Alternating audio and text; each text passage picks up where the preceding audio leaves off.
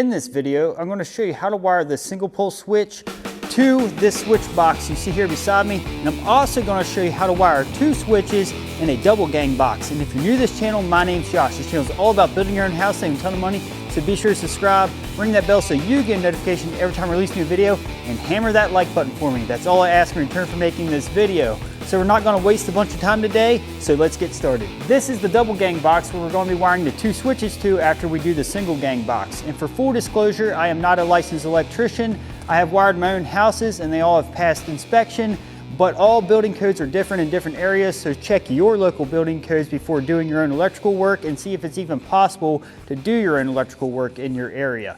All right, let's get started on that light switch. Before I start stripping the wire, I wanted to show you that there are different manufacturers of switches.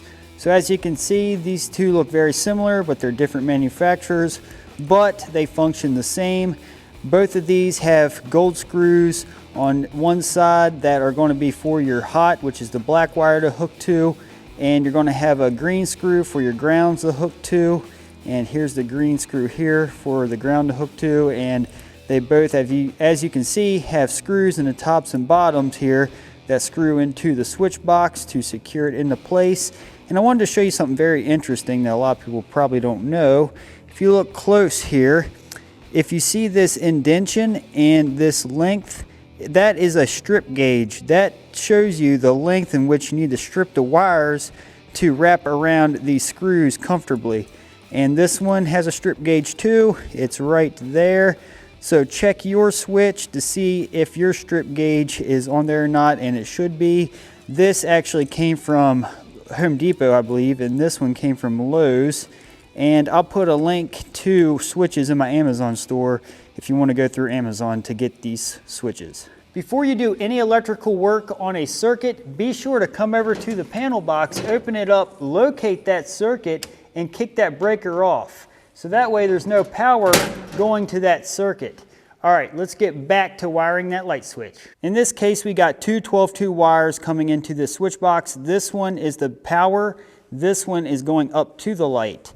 So the first thing we need to do is strip the insulation and casing off these wires. So to do that, I just take a utility knife, but they do make Romex wire strippers, and I'll put a link to those in my Amazon store if you would rather purchase those if you're going to be doing your own project to strip your wires. But in this case, I've been doing this for most of my career, and the utility knife works fine. You just gotta go across the jacket really lightly, just enough to score it, and then peel back the casing and get the paper and the plastic off the wire. And just be sure to cut away from the wire and not towards the wire if you're going to be using the utility knife method. So what we got here are 2 neutrals, we got 2 blacks, and we got 2 grounds. So what we need to do first is get these grounds down, and we're going to tie these grounds together. This is what's called a crimp sleeve, and it's really easy to use. All you gotta do is slide it over both your ground wires at the same time. These bare coppers are your ground. Then all you gotta do is take a pair of pliers, crimp that sleeve really tight, and twist the wires together like this. And you don't wanna tighten it so tight to where it breaks the wires, but just to always twist together very nicely. And then separate the wire a little bit, and then snip this back about 1/4 inch from the sleeve, and then bend it over, and then crimp that together tight. And that's all there is to addressing your ground wires. And now we need to strip the insulation off these wires. I'm going to use these wire strippers for that.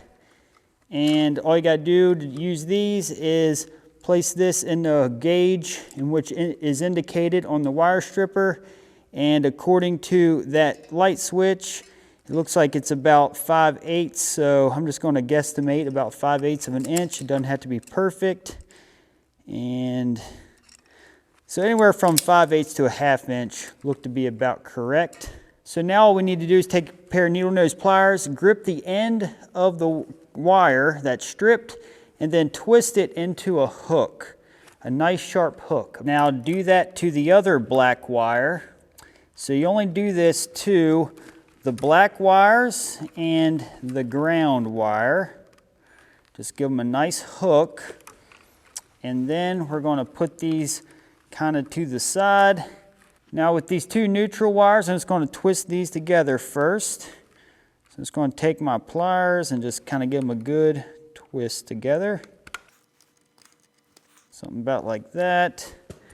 And then I'm going to take this wire nut, one of these. This can hold up to 3 12 wires, so 2 should be fine. And then we're going to go ahead and wire nut the neutrals together. And always keep twisting until it's relatively hard to twist anymore. And then twist the wires themselves together a little bit. And then we're going to go ahead and just stuff those back in the box because we are done with the white wires. Now I'm going to go ahead and install the wires onto the switch. So if we take a look here, the word on and the word off is upright. That's how I can easily tell if the switch is upright or upside down. And it really doesn't matter, it'll still function fine, but just for cosmetic purposes, it's always nice to be able to read your writing on your items. So if we take a look at this ground screw, we're going to install that first. It turns clockwise to tighten. So we want to make sure the hook goes around the ground screw starting from this side and looping around.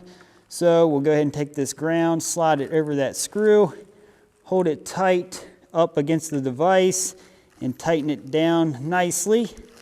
And like all the wires going onto the switch, you need to make sure they're torqued down really tight. Now let's address the black wire. These two black wires go to these screws here, this gold screw and this gold screw, and it doesn't matter if you put this black wire on this one or this one, either or is fine. So we'll go ahead and start at the top and work down. Just hook it around and make sure it's on snug and then tighten down the screw. And it's very, very, very important to tighten your screws down really tight. And the reason why that is, you don't want these loose and arcing because that can cause a fire actually if it is not tight enough and is loose. So if you just put this on here and didn't tighten it down, it's loose and that could arc and cause a fire, so you don't want that. So again, make sure they're on real tight and then tighten down your screw really, really snug. And always tighten it down, then I'll go back and double check to make sure they're tight. So you don't want to forget that step. So those are nice and snug. And I just wanted to point out to you, as you can see here, there's hardly any insulation that's from this screw. So as you can see, the insulation is almost right up to it. That means it is stripped properly. So using the strip gauge on the back that was right here, let me know how much to take off. So that looks really good. Just wanted to point that out to you. So now I'm going to try to fold these wires back in the box really neatly. And sometimes, depending on if it's cold or hot out, is how easy these wires fold. So we're just going to try to aim to get the screw into this hole that's in the top and bottom of the switch box. And FYI, I'm going to have drywall installed yet, so I'm just going to put this on here for demonstration purposes, then take it off before I install drywall. But I just want to show you guys how this works. Just line it up into the hole, take your screwdriver, go ahead and tighten that down some, then come down here, do the same thing, tighten this down some. And like I said, with the drywall on, these tabs are going to catch the drywall. So with the drywall on, it's probably all it's going to be installed right there. So it's going to look something like that, and these are going to catch it. But for demonstration purposes, again, I'm just going to tighten this down some. That is all there is to installing a single switch. Now let's go install 2 switches in one box. This switch box was roughed in from this video in the top right hand corner of the screen in how to wire a room. Go check out the video if you want to know how to rough wire a room like this. Alright, so the first thing I'm going to do is strip all the casing off these wires just like I did on the other switch box. First thing we're going to do is address these ground wires. So we're going to do it similar to how we did the last one, but there's a little different thing we got to do when there's 2 switches, and I'll show you after I get these crimped together. So we're going to slide that up, crimp this crimp sleeve down really tight. And now we just twist them all together like so. Again, not super hard, but snug. Okay, and now we need to have 2 wires for 2 switches, so we just gotta snip one of these back. So we'll do it to this one. Doesn't matter which one you do it to. And then we're gonna crimp that over. Gives us a nice, neat look. Now I'm gonna take this ground and shove it back into the box. Get it kind of out of the way. And now we're going to address all of these wires. So we know we need to keep our blacks and the red up out of the way. Now we got to tie all of these neutrals together. So I'm just going to go ahead and trim these all to the same length. So come towards the end here, about like that. So that way they're all about the same distance away from each other. Then we're going to strip these back about a 1/2 inch, something like this. 1/2 inch to 5/8. Now I'm just going to twist these together first. So just hold them all together and then just give them a good twist. Now I'm going to use a red wire nut this time since it has some more volume, but the yellow wire nut would still be fine, but this is a little more comfortable fit. So twist all these together. And then I twist it a little more. And now we're going to go ahead and push this one back in the box so that it's out of the way. So if we take a look here, if we look back in here, this is a 12-3 wire that's going up to the ceiling fan light combo. So we're going to push this one out of the way. And we could have kept a label when we stripped the wire, so we could have kept them organized, but it's okay. It's pretty simple to see which one's which. So this is a power coming in and this is a power continued. So these need tied together and have 2 pigtails coming off of that. If you watch my how to wire a panel box video, you remember right that there's a bunch of these black wires we cut out of there because of the excess length. So I just got 2 pieces that are about 8 inches long, and these are going to be for our pigtails off these hot wires. So in order to do that, it's similar to how we did the neutrals.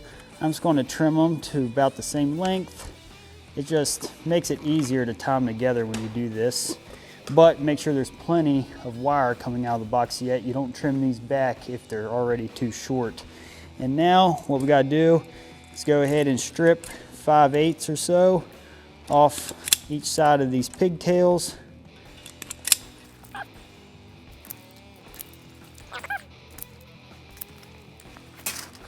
And now what I do, I go ahead and just bend these wires that are like that, just kind of L-shaped almost. So that way I can put all these together and get ready to twist these together just like we did the neutrals. Then take the red wire nut and twist all those together. So what we have now is 2 hot wires coming off that single power that came into this box, and it continues to power the outlets. So make sure this is on really tight. Very, very important. All right, I'm just going to give that a nice little twist, right like that. And now I'm going to go ahead and push this back into the box. All right, so we know these are our powers, and these go out to our fan and our light. So the red we're just going to say is our light, and the black will say is to our fan, and these are the powers to power each one of those. So now we must strip the fan and the light, and this is the same length as the gauge on the light switch that we strip off, so right like that. And now we prepare these, all of these, like we did all the other light switch wires from the other box. So we're going to go ahead and grip the end, put a nice U, okay, or hook. People call it U-shaped, hook-shaped, J-shaped, whatever, as long as it hooks, and then do the same to the grounds. right like that. All right, here are the switches. This is that one that's different than this one. So we're gonna go ahead and install them both so you see how they are installed. So here is our hot wires. So we just install these as if we installed the other switch the same way. If we tighten this way, we want to bring the wire in from the bottom and loop around like this. So we're going to go ahead, either one of these screws, like I said, is fine. So put it on tight like that, and then take your screwdriver and then tighten it up like I did in the other, on the other switch. All right, so we got a power for that switch, so we'll go ahead and hook the ground up to it. And now we pick either the red or the black, whichever switch we want to control what. So let's just do the black for now. This will be operating the fan, so to speak, which it really won't matter because how we wire it up in the fan light combo is what determines if the red or black is for whichever. But typically, I'll wire the fan and then do the switches afterwards. Okay, so there's one. You just kind of put that out of the way. And then the second switch, we'll do the same thing.